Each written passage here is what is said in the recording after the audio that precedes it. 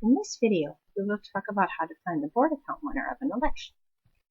Now, the Borda Count is a voting system where voters rank their candidates, and then we assign points based on their ranking. And not surprisingly, the candidate with the most points wins.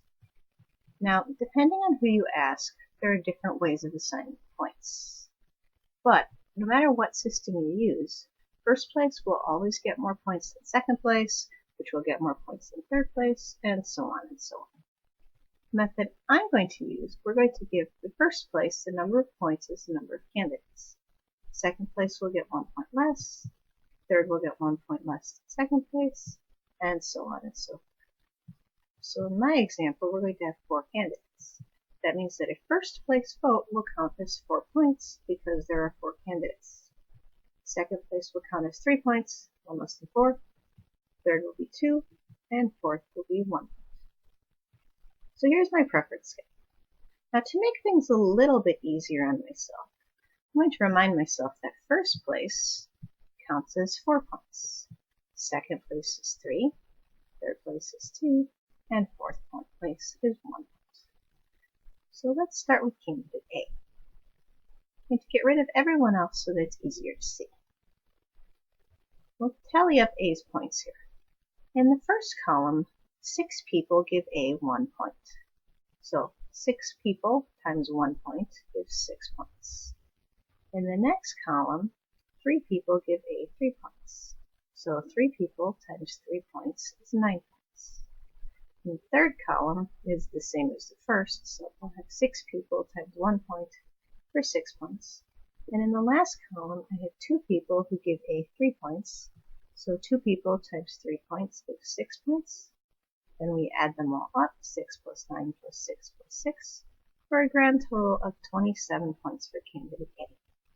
This is not really useful information because I have no idea how this compares with everyone else, but we have to start somewhere, and I like going in alphabetical order.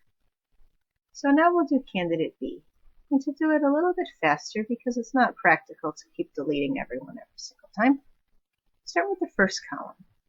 I have 6 people who give candidate B 3 points each.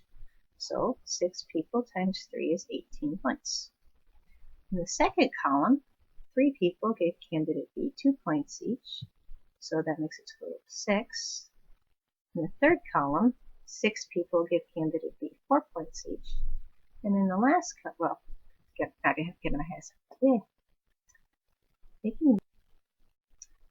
the last column, we have 2 people who give candidate B 1 point, so that's a grand total of 2. Add these up and we get 50. So far B is beating A. Now I want to point out a little pattern here with A and B. If you notice the part that I boxed in red, it's the same for candidate A and candidate B. 6, 3, 6, 2. So what's the significance of those numbers? Well, if we look back at the preference schedule, those are the numbers that head each column of the votes. I like keeping track of this because it decreases my chances of looking this up. Anyway, let's look at candidate C. I'm going to do this a little bit faster. If you noticed, we figured out how many points we got in each column and then added them up. I'm going to do that all at once. I have 6 people who gave candidate C 4 points, so 6 times 4, plus 3 people gave candidate C 1 point, so 3 times 1 for the second column. In the third column, 6 people gave candidate C 3 points, so we'll add that on. In the last column, 2 people gave candidate C 4 points, so in the bottom here, I have this 6 times 4 plus 3 times 1 plus 6 times 3 plus 2 times 4. Hopefully the color coding worked. So we just have to do the math. Order of operations says multiply first. So I'll do all of the multiplication and then add, and that gives me 53 points for candidate C. This is really how I do it. It's pretty efficient as long as it makes sense. Alright, candidate D, a little bit faster, this time without the color coding.